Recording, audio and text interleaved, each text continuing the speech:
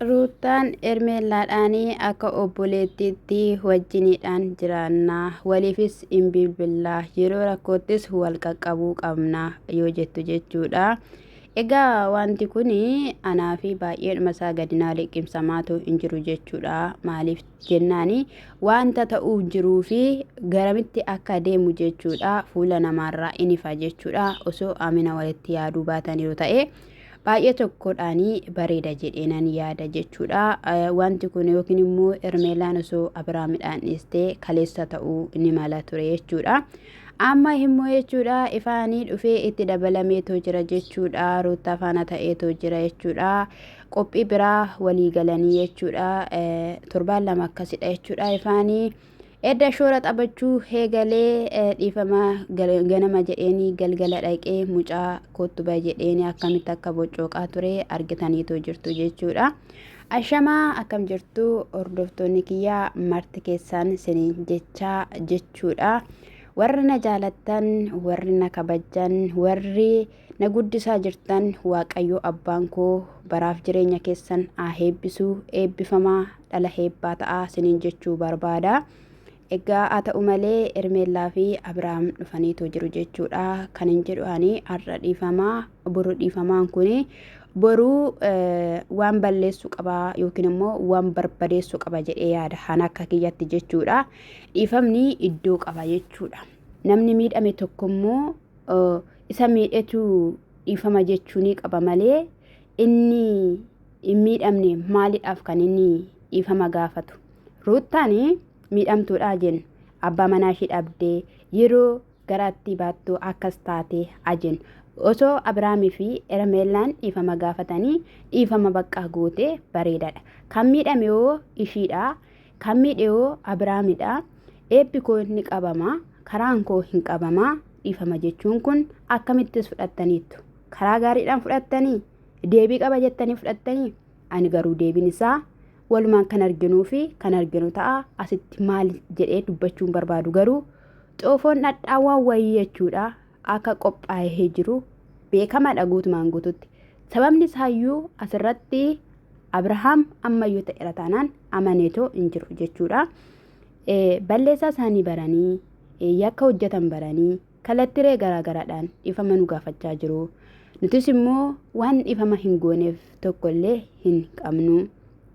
Ana caalas immoo kan inni gaddisiisee Ermeellaadhaanii har'aa Ruutaa fi akkasuma ifaan dhufanii dhiifamaadhaanii gaafachuudhaaf ni jedhu. Dhiifamni hin barbaachisaa wanta ta'eefi kan jedhu jechuudha. Nuti nagaatti jiraachuu ni barbaanna jechaadha kan turanii. Akkasumallee kolfaa waliin taphachaadha jechuudha kan isaan turanii baay'ee kan namatti toludha jechuudha. Namni immoo ergaa isa tokkoon itti hin eebbifamne yookiin immoo itti hin gammanne jireenya isaa gara biraatti gammadee maaliif jiraate jechuun hin barbaachisu. Mee sagalee isaanii dhaggeeffadhaa asumaan immoo jechuudha. Warri iyyitan warri waccan tokko tokkoon keessan anaaf homaa tokko narraas hin hir'istanii naafis ni wanti isin dabaltan tokkollee hin jiru. Ani gara fuuldura dhugaan siin jedhe silas lafa diinnii fi goomattuun jirtutti guddatu waan ta'eef homaa waan narraa hir'istan homaa waan narraa itti na dabaltan tokkollee hin qabdan. Sinii galti warra jala deemtan bitan ሊያናገራት የሚፈልገው ነገር አለ። ሩታም ሄርሜላን ፈልጋታለች፣ ሊሆነ ጉዳይ ላወራት የምፈልገው ነገር አለ ብላለች እና እሷን እየጠበቅን እንገኛለን። ሁለታቸውንም እየጠበቅን እንገኛለን ቤተሰቦቻችን እና ምን ልላችሁ ፈልጌ ነው ከዛም Abiraam Ermeellaa asirratti jechuudha hin ariifattu. Maaliif ariifattu jechuun fakkeenyaaf dhiifama gaafatamtaniittu erga dhiifamni gaafatamtan immoo wantoonni garaagaraa sinirratti taasifamaa tureera yeroo baay'ee jechuudha. Ruutaan Ermeellaadhaaf maalidha? Masaanuudha miti? Masaanuu akkamittiidhaan dhiifama gaafatti? Ishinoo Ruutaanotti hin balleessine Ermeellaatu itti balleesse ammayyuu ta'eera taanaan jechuudha. Ishimmoo haa ta'u edda jettanii jechuudha. Garuu dhiifama iddoo isin hin jedhanitti har'as borus kaameraa qabattaniituma dhiifama siigoon achi jalaan immoo akkan immoo garagaltanii immoo kan biraan naa gochaa jirtan maalidha itti yaaddanii hojjettu moo osoo itti yaadiin hojjettu Ermeelaanis hin ariifattaa Abrahaamis hin ariifatta tokko keessaa yoo suuta jedhe baay'ee bareedaadha jechuudha dhugaa dubbachuudhaaf jechuudha lafa inni kotte belusheen dhiifama sii gochuuf jedha jettetti ani dhiifama hin barbaadu har'a dhiifama na gaafatanii boruu wanta biraan irratti hojjetu wanta ta'eef ani dubartummaa kiyyatti of kabajee jiraachuun barbaada isa kanaafiyyuu atis tasgabbaa'ii anis nan tasgabbaa kiyyoo biraan irratti kiyyeessaa jiru qorru yoo qorre wanti hundumtiyyuu in irraanfatama wanta ta'eef jettee ingorsitu yoo Abrahaam ariifate jechuudha. Kanaafiyyuu egaa sirriitti hin beekama. Fuulli dhiifama qulqulluu qabuu fi fuulli dhiifama sobaa qabu sirriitti hin beekama. Ifaadha jechuudha. ይቅርታ ጠይቀኸኝ ብዙ ቀን ወይም ብዙ ሰዓታት ወይም ብዙ ወር ቆይተህ አይደለም ተመልሰህ ያን ነገር ከአብርሃም ጋር አግኝተኸኝ ያን ሁሉ ነገር የፈጠርከውና አሁን ከልብህ ነው ወይ? ከልብህ ካልሆነ ይቅርብኝ። ከልብህ ከሆነ ግን እና ደግሞ ነገሮችን አንደርስታንድ አድርገህ በድጋሚ ይቅርታ ለመጠየቅ መተህ ከሆነ እቀበልሃለሁ። ግን ደግሞ ድጋሚ ሌላ ችግር አትፈጥርብኝም ወይ የሚለው ነገር ጥያቄ ፈጥሮብኛል። የሆነ ለመናገር አሁንም ቢሆን ከአብርሃም ጋር ነው ያገኘሁሽ። እንደፈለግሽ መሆን ትችያለሽ። እንደፈለግሽ የፈለግሽውን ማድረግ ትችያለሽ። የፈለግሽውን መሆን ትችያለሽ። ከአብርሃም ጋር ሆነ ከማን ishiin akkashiin jechaa jirtutti kanaan duraas dhiifama na gaafattee osoo oolee hin buliini akkas taasiste yoo keessa keetii ta'uu baateera ta'e anattaafu dhiifamni kee kuni hin barbaadu jennaani ani kan hin si argee Abrahaamidhaanii wajjiniini kan inni jedhe jechuudha. Ifaa kaleessaa gaafa har'a miti ji'a 8 akkas ji'a 7 ga'aniiru jechuudha. Akkamittiidhaan hojii naatamma eegalte kuni sii dhufuu danda'e. Edde Abrahaam faanate. Abrahaam immoo na baasaa naaf taatii kan kiyya godhadheera ishii sana dhiiseera jedhee kan ba'e Abrahaamidha. Abrahaam amma kutateera sin dhiiseera ruutas dhiiseera baheera jechuudha. Maaliif jennaan of danda'eera jechuudha. Ammayyuu kan hin dhaabbanne ruuttaadha jechuudha. Achi dasitaan iyyeeyyeedhe kan boo jireenya koo keessaa amma naa ta'eera jettee deebiftee immoo bahuu qabda jettee kan baaste ishiidha. Kan hin dhaabbanne ishiidha malee Abrahaam dhiiseera of danda'eera yoo danda'amaa ta'e iyyuu hundoom Abrahaam irraa akka barattuun jedhaan akka kiyyatti ruuttaane jechuudha. Isa dhugaa dubbachuuf taanaan jechuudha. Mindindoo hin ga'uu waggaa tokko guutuu namni akkatti wal ciraa. ሚካኤል ጠለሳ ያው አብርሃም ደውሎ ብዙ ነገር ነበር ያለኝ። ለዛም ነበር ይቅርታ የጠየኩሽ እና አሁን ግን ናመና ኦርዶፍቶታ ኪያ ናመና ኢላ ፉል ኢፋ jechuudha akka namiti marzii wayii jechuudha wanti ta'e wayii akka qophaa'ee jiru sirrittiidhaan ifa jechuudha. Gaarummaa Ermeellaa guyyaa gaafa tokko dubbateen beeku akkamitti har'aa jechuudha. Ati gara laafettiidha ati qajeeltuudha jechuu ni danda'e. Maalirraa hubataniit maalirraa arganiit mee sini galeeraa naan galle natti maamee na barreessaa koomentii jalatti warri yaada qulqulluu qabdan. ነገር እንዳወርድ ስለምፈልግ ሰላም መፍጠር ነው ፈልገው ሁላችንም ሰላም እንድንሆን ነው ፈልገው። እኔ መሩታም ሀሳባችን ሰላም ለመፍጠር ነው ሰላም ለመሆን ነው ምክር ከእናንተ ጋር ዳኒ ለማታ asitti qabadhaan haxee badaanii lammata daanii maal jedha gaafa dhufu gaafa waan hundumayyuu irratti taasisaa ture jechuudha. Anis ruuttaanis nagaa uumuudha kan barbaannu nagaatti jiraachuu feenaa jedhee miti kan dhufe daanii lammataa eesh ለዛም ከአብርሃም ጋር ትናንትና ያለኝ ነገር ጨርሻለሁ።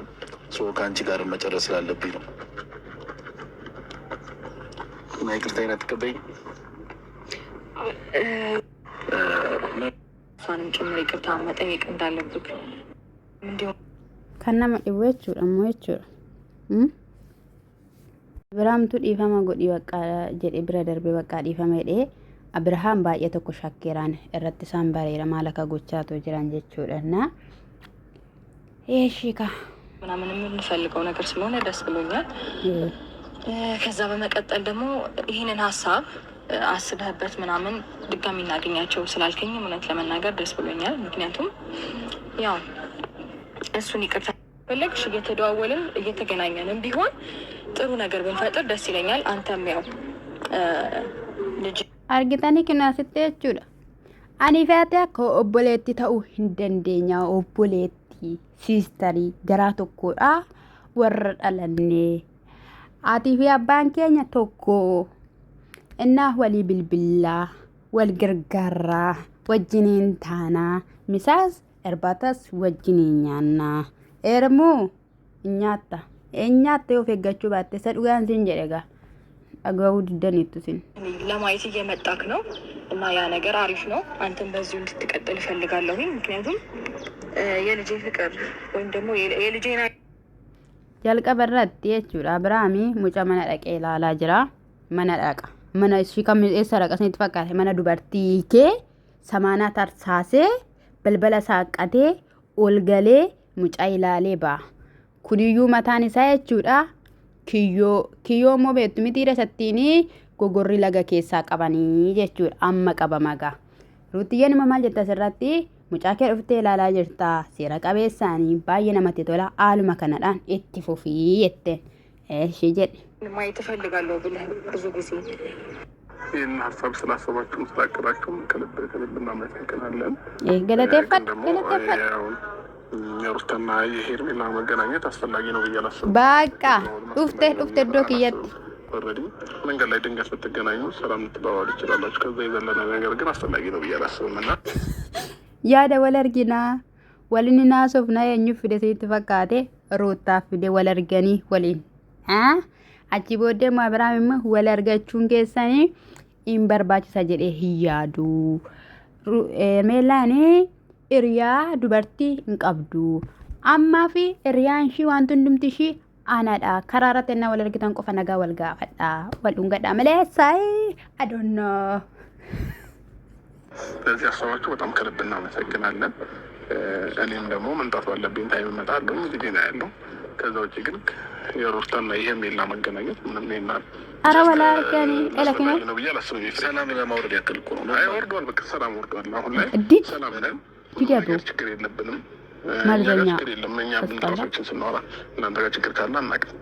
ከዛ ውጪ ግን የመገናኘት ምናምን መደዋወል ምናምን ያስፈላጊ ነገር ነው ብዬ አላስብም። አይደል የለ ምናልባት ሀሳብ ካለሽ የራስሽን ሀሳብ እኔ አንቺን አሳልሁንና ኤርሜላ አማ jechuudha bilbila kee geeddar bulookii godhi maal jedha ifaan wal arganii maal rakkoo qabawa nagaa buusuudhaaf jedha maal walii bilbilanii wal argan malee nagaan hin ta'u mooree nagaan hin ta'u mooree qonni fakkeenyaaf jechuudha biyyaan keessa jiru kana keessatti nagaan hin jiraachaa jira maalani biyya kana namoota biyya kana keessa jiran hunda isaanii dhaqeen argamoo dirqamadha moo maalidha wanta isaa isgo የራስሽን ሀሳብ ብትናገሪ ጥሩ ነው። ኧረ እሷ በጣም የዋረች እኛን ትፈልገናለች። ምክንያቱም እኔ እንደ ወንድም akka jechaa jiru argitanii nutu yaadee irratti hojjate malee ishiinii gara laafettiidha eessumaa dhufe jookoo gara laafummaan kun har'an argeem gara laafummaa hin beeku gara laafummaa ishii hin beeku gaarummaa ishii ishiinii kan isa dhuma macarrashaa maalidha jedhee zagaximu maalidha gizee wayii jechuudha akkas jedhee jechuudha har'a moo gara laafummaa ishee haasa'u ay yaa waaqa koo yaasa gubbaa kana yoo dhugum amaa yaadanii jiraatan yoo ta'e harkaa gad dhangalaasi annamuma dhala namaa miidhuun jibbaa harkaa gadinaa dhangalaasi bakka ይወጣኝ ኖርማል ነው። ችግር አለው እኔ እሷ እንደ ትፈታያት ይህንን ነገር የዋህነት ማለት ሞኝነት አይደለም እና ኧረ እኔ እንደዛ ልልክ የፈለኩት አሁን ላይ እኔ እንጃ ምናልባት የዋህነት ይህን ደግሞ እየወሰድኩ ሊሆን ይችላል። ግን ደግሞ አሁን ታርቀናል። በቃ እንደዚህ አይነት ነገር ማውራት አልፈልግም። ግን ኤፍሬም አሁን ላይ አብርሃም እንዳ ጨርሰናል ብዬ አስባለሁ። ከእናንተ ጋር ያለ ነገር አይደለ የምጨምረው ነገር አለ ይፋ የለም እና እናመሰግናለን። ሴረቴለላ አሚነ ዱጋ ረቢ እናመሰግናለን። ኮፍታኮ በድጋሚ ይቅርታችንን ስለተቀበላችሁ እኛ እንኳን ከዚህ በፊት ተነጋግረን ፈተነዋል እና ደግሞ ኤርሚዬ ኮ ጋፋቴሩምታ አዶየ ሲታቲ adoye minse tokkoffa malee godhin minse tokkoffa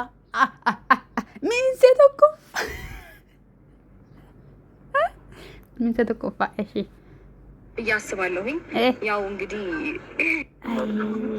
አይ ስላላቀፉት ነው ወራ ጃላላ ማንኛውም ጋይስ ያለን ቆይታ ይሄንን ይመስል ነበረ። ከነሱም ጋር በጥሩ ሁኔታ ነው እየተፋታ ነው ብዬ አስባለሁ። ምንድነው ንፋስ አለ dhugaa rabbii ooshin sin irratti hin hojjetin naamana yoo isaan lamaan sin irratti hin hojjetin Abiraam illee homaan godhan garuu Ermii jechuudha yoo ati hin boo'in jechuudha akkamas gochaa jirtutti tasgabbaa'ee dhiifama godhiinii maal hin ta'iinii dhiifama har'as gootee borus dhiifama maalidhaan akkanaa anatoo namni tokko na miidhee gisee tokko dhiifama na gaafateera tanan lammata dhiifama na gaafateera tanan sadaffaa irratti keessattuu lammata iyyuu dhiifama maa na gaafata malee tokko balleessa dhiifama isaa godhe achi booddee ishiin akka har'as borus dhiifama gooti gaafadhan jechuudha namni caammaa isaatiin mataa keerra deemuu barbaada jechuudha. Dhiifamni dhalli namaa al tokko yoo balleessira ta'e dhiifamni al tokko bakka allaqe. Kanaan achitti maannati Irmeelaatti itti masa dhugaan siniin jedha bootti jirti.